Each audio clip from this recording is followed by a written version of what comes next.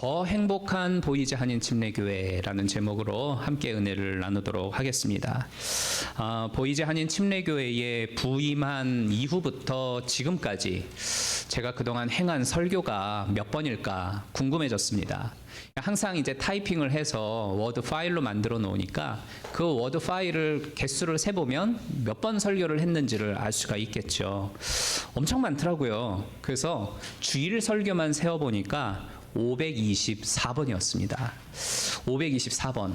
이제 딱 한 번의 설교가 남았는데 과연 이 마지막 설교인 525번째를 어떤 주제로 하면 좋을까 심히 고민이 됐어요. 그렇게 내린 결론이 예전보다 더 행복한 보이지 한인 침례교회가 됐으면 좋겠다, 이런 생각이 들면서 이런 소망을 담아 이 마지막 말씀을 증거해야 되겠다라는 마음을 먹게 됐습니다. 오늘 우리가 읽은 이 본문 에베소서는 성도들이 가지고 있어야 할 교회론에 대한 아주 탁월한 통찰력을 보여주고 있어요. 그러니까 여기에 보면, 이 에베소서에 보면 보다 더 행복한 교회를 소망하는 그리스도인이라고 한다면 늘 마음에 품고서 신앙생활해야 할 몇 가지 사항들을 잘 기록을 해놓고 있습니다. 이 말씀을 통해서 더 행복한 보이지 한인 침례교회를 만들어갈 수 있는 우리 모든 교우들이 되기를 주님의 이름으로 축복합니다. 첫 번째는 뭐냐면요, 우리는 누구나가 다 실수를 할 수 있고 때로는 지적받을 만한 단점을 가지고 있다라는 걸 인정해야 한다라는 겁니다. 그 한국 속담에 털어서 먼지 안 나는 사람 없다, 이런 말이 있죠. 털어서 먼지 안 나는 사람 없다. 무슨 뜻일까요? 결점을 찾아보려고 하면 허물이 하나도 없는 사람은 없다. 누구든지 허물이나 잘못된 부분은 발견해낼 수 있다라는 그런 뜻이지 않습니까? 그럼 왜 사람은 누구나 먼지를, 그러니까 허물이나 약점을 가지고 있는 걸까요? 그 이유는 하나님이 인간을 만드실 때에 흙으로 만드셨기 때문입니다. 흙으로 만들었기 때문에 먼지가 나는 법이죠.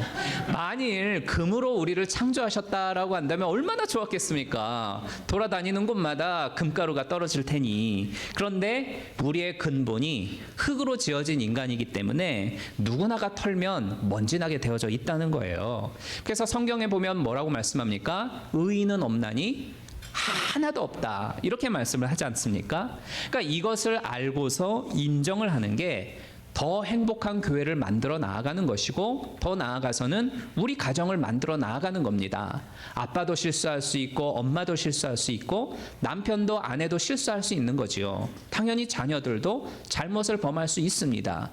이것을 인정하고 받아들이고 용납하고 덮어주고 사랑할 때에 가정이 설 수 있는 것이고, 교회도 역시 든든하게 더 행복한 길로 나아갈 수가 있게 되어지는 거죠. 이걸 인정하는 것이 참 중요합니다. 다시 교회로 돌아와서 교회라고 하는 것은 이렇게 건물로 보이는, 우리 눈에 보여지는 어떤 건물로서의 형태로도 존재하지만 진정한 교회의 정의는 뭐냐? 예수 그리스도를 자기의 구주로 믿고 고백하면서 주님의 뜻을 이 땅에 실현해내기 위하여 모여든 무리라고 이야기를 할 수가 있어요. 그러니까 여기 계신 이런 여러 많은 분들이 이와 같은 뜻을 가지고서 바로 우리 보이지 한인 침례교회 한 건물 안에 모여 계신 줄로 믿습니다. 그렇지만요, 그런 어떤 거룩한 뜻을 품고서 모여든 그러한 성도들이라고 할지라도, 그렇게 만들어진 교회라고 할지라도 우리는 여전히 죄성을 가지고 살아가고 있는 죄인입니다. 설령 예수 믿고 구원받았다 할지라도 여전히 죄의 먼지를 여기저기 날리고 돌아다니면서 살고 있고, 과거의 못된 습성들을 완전히 끊어내리지 못하고 여전히 들고 살아가고 있는 미완의 그리스도인들이라는 겁니다. 그런 사람들이, 그런 존재들이 모여 있는 곳이 바로 교회라고 하는 곳이죠. 그러니까 과연 우리 중 어느 누가 하나님의 그 거룩함 앞에서 털어도 죄의 먼지 하나 안 날 사람이 누가 있겠습니까? 그러니까 그런 사람들이 모여 있는 곳이 교회인데, 교회가 완전하고 완벽히 아름다운 곳이면 얼마나 좋겠습니까? 그러나 이 교회를 구성하고 있는 사람들이 목사뿐만 아니라 하나같이 다 불완전할 수밖에 없으니 여기저기에서 부족한 모습이 보여질 수밖에 없는 거예요. 그러니 여러분, 교회 안에서 누군가를 바라볼 때에 내 눈에 마땅찮다 하더라도 막 꽁 하면서 막 막 분노를 마음에 계속 품지 말고, 그래 저 사람이나 나나 뭐 뭔지 뭐 어차피 털면 쟤나 나나 다 나오기 마련인데 하면서 너그러운 마음으로 서로 품어가시고 또 풀어나가기를 바랍니다. 그리고 골로새서 3장 13절 말씀에서 보면 서로 참으며 언짢은 일이 있더라도 주님께서 여러분을 용서하신 것 같이 서로 용서하십시오 라고 하는 이 말씀을 실천하면서 살아갈 수 있기를 바라요. 이게 바로 더 행복한 보이지 한인 침례교회를 만들어낼 줄로 믿습니다. 두 번째로는요, 우리는 하나님의 권속이다라고 하는 것을 기억하며 신앙생활하는 겁니다. 19절에서 사도 바울은 예수 믿고 구원받은 자들이 모여있는 교회 이 안에는 더 이상 외인도 없고 손도 없다 이렇게 말씀을 하고 있어요. 외인이라고 하는 의미는 밖에서 안으로 들어온 사람이라고 하는 뜻을 가지고 있어요. 즉 외국인이라고 하는 뜻을 말하고 있고, 교회로 놓고 보면은 새 신자라고 이야기를 할 수가 있겠죠. 그리고 이 외국인은 때때로 이미 자리 잡고 있는 현지인들한테 차별과 불평등을 당할 수 있죠. 또 역시 새신자도 새로 교회에 발을 드디어 놓았을 때에 이미 기존에 자리 잡고 있는 기존의 성도들로부터 곤란한 일들을 당할 수가 있습니다.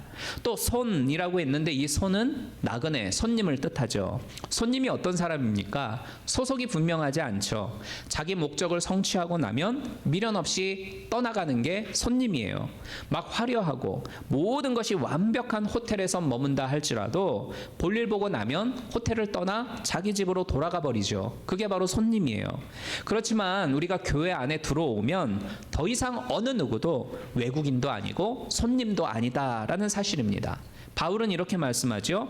오직 성도들과 동일한 시민이요 하나님의 권속이라.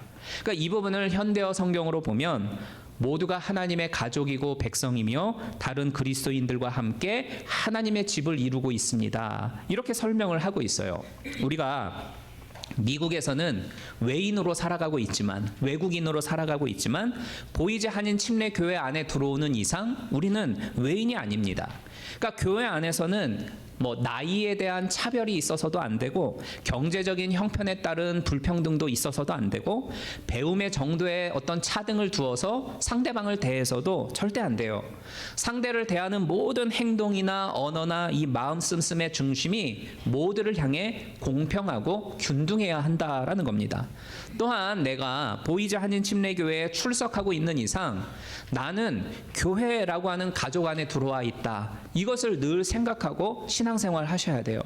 다른 교인들과 함께 하나님의 집인 보이지 한인 침례교회를 우리가 이루어내고 있고, 분명히 나는 이 보이지 한인 침례교회라고 하는 한 가족 속에 소속되어져 있는 한 사람인 이상 내 볼일만 보고 떠나버리는 그런 손님처럼 교회 안에 머물러서는 절대 안 된다는 것입니다.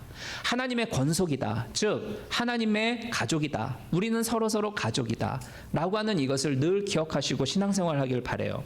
이것은 참 의미 있는 단어입니다. 가족은 어떤 관계죠? 힘들고 어려울 때 그 시간을 함께 해주는 것이 가족이잖아요. 그러니까 이런 의미에서 교회가 가족이다라고 하는 것은 어느 성도가 어떤 어려움을 겪고 있고 아픔을 경험하고 있고 고통을 당하고 있는 그 순간이 있다라고 한다면 그것을 함께 짊어져 줄 수 있는 교회가 되는 거예요. 그 교회가 바로 가족인 겁니다. 내 어떤 연약함이 흉허물이 돼버리고 어떤 나의 고통이 또 다른 사람들의 성도들의 가십거리가 되는 교회라고 하면 그거는 절대 가족이 아닌 것이죠. 덮어주고 위로해주며 이해해주고 용납해줄 수 있는 것이 가족으로서의 교회라는 겁니다. 아무쪼록 우리 보이지 한인 침례교회가 가족으로서 이 세상 가운데 존재하기를 바랍니다. 가족 안에는 차별도 없고 불평등도 없죠. 고통과 고통의 시간이 결코 흉허물이 될 수가 없고 가십거리로도 변질되지가 않는 곳이 바로 가족 속에서의 교회입니다. 오직 사랑의 띠로 하나가 되어져서 서로를 위하여서 중보하면서 기도할 수 있는 그러한 공동체가 되셔서 바로 그러할 때에 정말로 이 안에서 하나님의 뜻을 이루어 나아가고 더 행복한 보이지 한인 침례교회를 성취시켜 나아가는 우리 성도님들이 되시기를 주님의 이름으로 축복합니다. 마지막 세 번째는 모든 성도는 서로 연결되어져 있다. 그리고 함께 지어져 가고 있는 과정 가운데 있다. 이것을 아셔야 돼요. 21절과 22절 말씀을 보면 이렇게 말씀을 하고 있죠. 21절과 22절, 그의 안에서 건물마다 서로 연결하여 주 안에서 성전이 되어가고 너희도 성령 안에서 하나님의 거하실 처소가 되기 위하여 예수 안에서 함께 지어져 가느니라. 그러니까 교회 안을 가만히 살펴보면 정말 다양한 분들이 존재하고 있지 않습니까? 뭐 성격도 다 다르고, 성장 배경도 다르고, 기질도 다르고, 뭐 말의 스타일, 생각하는 관점, 이런 것들이 교인이 100명이다 하면은 100가지로 존재해요. 10,000명이다 하면 10,000가지로 다 서로 다릅니다. 이게 교회죠. 이 서로 다른 것을 우리가 어떻게 서로 연결시켜 놓고 함께 어우러져 질 수 있느냐, 이거에 따라서 교회 생활의 행복 여부가 결정이 되어지는 거예요. 교회는 더불어서 함께 생활하는 곳이지 않습니까? 그러니까 자기의 관점이나 자기 방식을 꾸준히 막 밀어붙이려고 하면은 그거는요, 미성숙한 사람이 되는 거예요. 다를 수밖에 없는 곳이 교회이고, 그래서 어떻게 해서든지 다른 성도들을 막 쪼아대 가지고 내가 원하는 모양으로 만들어서 저 사람을 나한테 맞추려고 하는 것이 아니라 오히려 저 상대방의 모양새에 나를 맞춰주는 것이 건강한 교회가 된다라는 겁니다. 그 한국의 제주도에 가면 각기 다른 그 돌들의 모양들을 가지고서 그 쌓아놓은 돌담을 우리가 볼 수가 있어요. 그죠? 저런 형태로 이루어져 있지 않습니까?